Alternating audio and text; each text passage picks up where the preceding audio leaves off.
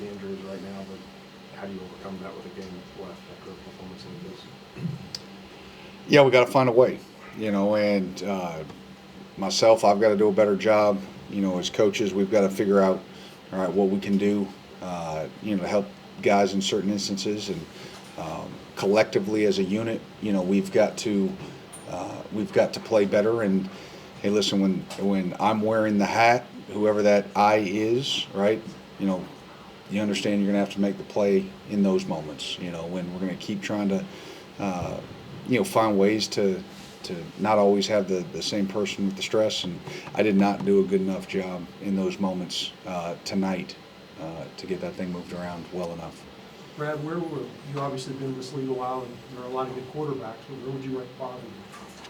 I know he's really good, and I thought he obviously played a really good game. His ball placement we talked about going into this game was really good, and something that I was really impressed with. And on those deep balls, he put them right where they needed to.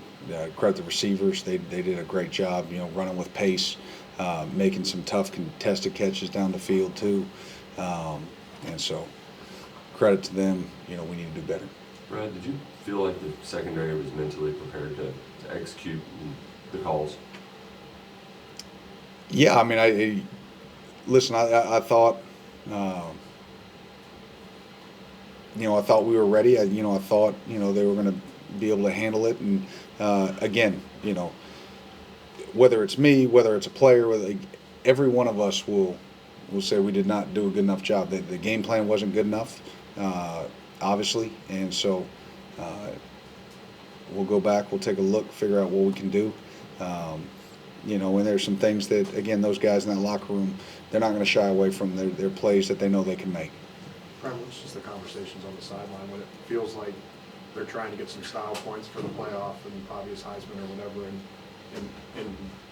having as much success down the stretch? I guess, how are your guys responding to that in the second half and that pride level they would have in those situations? Yeah, listen, there was no conversations about anything but, hey, if we don't want them to score, we got to get off the field. That's our damn fault. So, we were trying to make the corrections as necessary on the sideline, that we could do that. Obviously, nobody wants to be, in a situation where they're down big, and I didn't feel like they quit. I just don't feel like we executed. It was back at media days, you were talking to us about having coach resiliency. So it's going to get tested again. Are you confident they're going to be able to pass that test? Listen, here's the thing. Do I want to? It's easy for me to stand up here and just say, yes, I think they're going to be resilient. Those are words. It's they're going to have to do it. We're going to have to do it. As coaches. I can't just stand up here and they've got to be it's not. The resiliency isn't just the players. It's the coaches. Trust me, everybody, is hurting, right? The coaching staff, and you pour a lot into a week, and you think you've put together a plan, you really don't know, right? And obviously it falls flat. And so you as a coach have to stand up and say, okay, I own that, and let's go back. And the players have to do the same thing. And so that's what we're going to do. Am I confident that they're going to bounce back? Yes. I do. Do I think they have character? Yes. But we got to play better. It doesn't matter how, I feel. They actually have to go do it. We have to do it as a staff. We have to get back in that room and not point fingers and this call or this coverage or this player or this group, whatever. Listen, resiliency in a team starts with the game plan, starts with the staff, and then we that trickles down to the players. And those players have to then feel it, and they have to execute, and they have to hold each other accountable. And do I think that we have the character in that room to do it? Yes. But we have to go out and do it. Last one for Brad. What do you see out of the targeting call? I'm going to be honest, I was, it was going into a third down, so I was kind of in a third down mindset, and then they said, hey, they're reviewing for targeting, so now you're trying to think, okay, I got to have a third down call ready, and then, okay, if it's a target. So I didn't see it. I'll have to look back on film. I know, it hurts. I know that kid personally. There's no intention or, to go do anything but try to make a tackle. Thank you, Coach White. Thank you. Okay. Bush, you've talked a lot about being more aggressive over the last month and feel very aggressive early. Was that a change of philosophy there, or was just not being able to move the ball early? Well, they just struggled to move the ball all night, and I think it's pretty apparent probably even halfway through the first quarter we needed to use tempo, and we couldn't even get in a rhythm to get it going, to be quite honest with you. And so I just felt hats off to Vanderbilt and the job they did, posed a lot of issues, and got beaten in every facet. Bush, what was the problem with the run game? Again, there were certainly a lot of looks, a lot of pressures into the run game. Again, my number one thing, I had the feeling of the tempo, and we had to get to the tempo, but we also had to get a first down and get some things going to get into the tempo. And so I just felt, every play, it was coming from the field, it was coming from the boundary. We just really were unable to get anything going, both in the run game and some of the manage the perimeters that we had, really done a good job of in the last month. I think they put up 72 points in their last two games. What were they doing differently coming out the bye that maybe they won't do next week? Again, you never know. I know in the, certainly in the Auburn game, they were able to play fast and vanilla them up, if you will. And again, that's the biggest regret from tonight. I really felt we needed to do so. We needed to play faster. Initially thought we were going to be able to play and run the ball better and be more physical all across on the perimeter. But we just struggled to find the rhythm to even, get some of the tempo going until later in the game. Bush, there's a lot on the line next week, trying to get back ball eligible, to get those, Coach Stoops has talked about the importance of getting those extra practices, getting those extra reps, all that goes into that.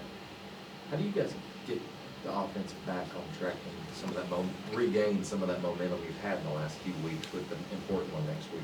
I think everybody knows, offensively, defensively, it doesn't matter. Every week has a life of its own. We've been there before, and just so we take those wins and the high highs. We got to deal with the low lows, and we got to come right back Sunday, ready to go back to work and make it a one-game season for us. And so this has been a group, a whole team that's put their head down and stayed focused. I've got no doubt in my mind that this group will do so, and it ultimately becomes a one-game season for us. Coach splits, home versus away, are drastically different. He's been outstanding at home and away. The numbers don't match up. So do you have an explanation why and how to remedy that? I think, whether it's home or away, I think, Auburn definitely was an extremely talented group that posed issues, and we found that out again tonight against, a really good Vanderbilt defense. And so whether it's home, it's away, again, you can't be one-dimensional. You got to be able to run it, throw it, all those things. And I'm not sure if it's a home or away thing or if it's just us putting him in the position to be successful. Bush, how do you juggle kind of the call between, hey, you're down by a lot, there's really no reason to get Cutter hurt for next week, versus having him at least get some kind of a rhythm before this game ends? Yeah, I thought we had that discussion, and I think that's fair. I just, we ultimately felt we wanted him to get all the reps he could get, try to get it out of his hands. But, with a younger guy in these situations, I think it's just valuable to get him as much reps as we can get him right now. Bush, when he goes out with a apparent neck injury on the tackle, he comes back in the first play, he ends up taking off and out. Was that the design play for him to run that, or were you kind of watching that cringing a little bit and coming back in and taking contact? Yeah, no, it was not. I believe it was a scramble, if I was right. Obviously, we've said it from day one with him. I think everybody knows the toughness that he displays, and for him to come back and be ready to go, sometimes you can't control whether things like that happen. It certainly was not a designed quarterback run by any means or anything. Last question for Coach. Coach Stoops talked a little bit about the pre-snap motion that the Vanderbilt defense was doing, but what specifically was it about, like, the front seven that they were able to stifle the run game? I think certainly the edges. There were nickel pressures, there were corner pressures on every single play. We weren't able to take advantage of it, like we said earlier, with some of the cheap yards. I think when we look back at it, there were opportunities on the perimeter, and certainly our run-pass style option that we did not take advantage of. Second and long, that you guys saw them, they bring 7 guys up, and we were playing catch up with them back and forth in that, having max protection, whether they're coming, whether they're not coming. Again, it was exactly the game we did not want to play against those guys, and it ended up happening. Obviously, take a look and see what we can do, but we have to flush that, and we've got to move on to the next opponent. All right, thank you, Coach Hamdan. All right, questions for Cutter Boley? But you guys have had a few good weeks in the offense, had it as a team, even momentum was rolling. What happened tonight to stall out the offense? Yeah, I feel like they do some really good things on defense, and overall, I got to make better reads, I got to play better, and I got to put us in better down and distance. I kept putting us in bad third and longs, second and longs. We just got to stay in better situations, getting third and short, getting third and manageable, and just be able to manage the game. How much did not having the running game kind of just affect the overall operation? Yeah, obviously, it affected it a little bit. I mean, we definitely got to be able to run the ball in games like this, but overall, I gotta make better decisions. I gotta make better reads and put us in better down and distance. Like I said, it would have been easier to run the ball if we were doing more things on the perimeter. How do you make sure that a performance like this doesn't ruin everything that you all built over the last 3 weeks? No, yeah, it absolutely doesn't. I mean, we've been through it all. We've been through the highs and the lows. This team knows what it feels like to experience all kinds of adversity. So I don't think this will be it's obviously always a challenge to overcome things, but I think the mindset we have in the locker room and the mindset of these guys, we're going to come out next week and put our best foot forward for sure. Cutter, I know you're, technically a redshirt freshman. You played in that game last year. So much on the line this year, trying to get bowl eligible. Yep. You grew up here, what that rivalry means. Just bouncing back, there's so much on the line. What's your message to the guys, even despite being a freshman, but one of the leaders of the team, to get everybody back and motivated for that game and how important it is? Just to stay true to us. We got one more game left for all the seniors and everybody we got in this locker room. We got to put our best foot forward for whatever you're playing for. Guys play for a variety of different things, but overall, just playing for these guys and playing for this team, we got to stay together, and guys got to know that this is a lot of guys' last shot. So everybody's got to put their best foot forward, and we got to go out there and play our ball next week. How are you feeling? What happened on the play that you got hurt on? Yeah, just got twisted up a little bit. I'm fine. It's nothing though. Cutter, I know players and coaches say it's just one game, you gotta move past it, but how do you not make more out of a final score like this or a lopsided game like this? Yeah, obviously, we definitely had some opportunities in the first half, and kind of kept shooting ourselves in the foot on offense. We can't go 3 and out like that. We got to maintain drives and sustain, especially with the way their offense plays. Kind of really shortening the game, taking a long time with the ball. We just got to do better with our opportunities we had early on in the first half. Anything else for Cutter?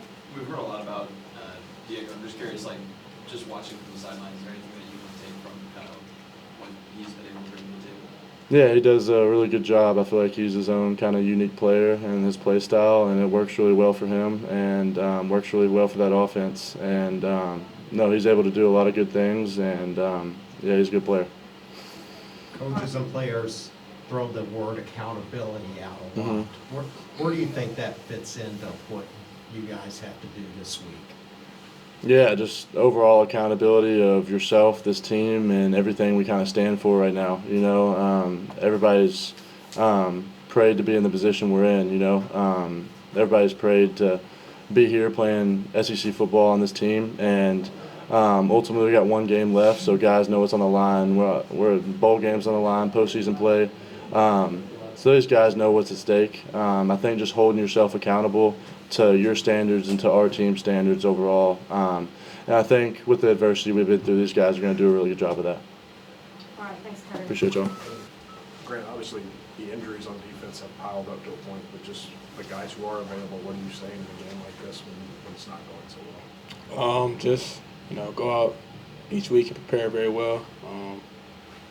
I feel like this was a tough week, playing, having just coming in, playing against a quarterback like Pavia, but, just coming to prepare every week like you're a starter and then play good, so. Grant, what's the key to sort of getting the car back on the track? Because obviously next week, you can earn bowl eligibility and get the governor's cut back. There's obviously a lot at stake. For sure, just, Monday, start clean slate, This is for our bowl eligibility, like you said, so coming in, putting in the effort so we can go bowling and, get the governor's cup for sure. What was it about the Vandy receivers that was hard for the defense to contain, both on the explosive plays, but also kind of more short yardage intermediate stuff? They're great offense. Fast. Number 6 is really fast, but they're just a great team. It's a great team. Just get our butts. Pavia made plays, and that's that. I don't think it was the receivers. Our DBs are really well. They're really great DBs, but just find open plays. Just found Pavia being Pavia. So. Grant, just what were the conversations like on the sideline as it's getting out of hand and you all are trying to show some pride out there? For sure. We still have faith. We still have hope. Just keep fighting. Don't go out there, put on a bad play, and get embarrassed or anything. Just keep fighting, put your best foot forward, and then once it got out of hand, it just got out of hand. But we just kept fighting. Just no more dumb penalties like that in the late game anymore. But yeah, just keep fighting. So. Brandon, practice, it's obviously hard to simulate somebody like Pavia. When you get out there on the field and he's executing like he is, what surprised you the most about him and his ability? Just his ability to read the defense, and he was a great player in general. He could make passes and his scrambling ability. He was a great player. So. Anything else, Grant? Okay, thank you very much. We got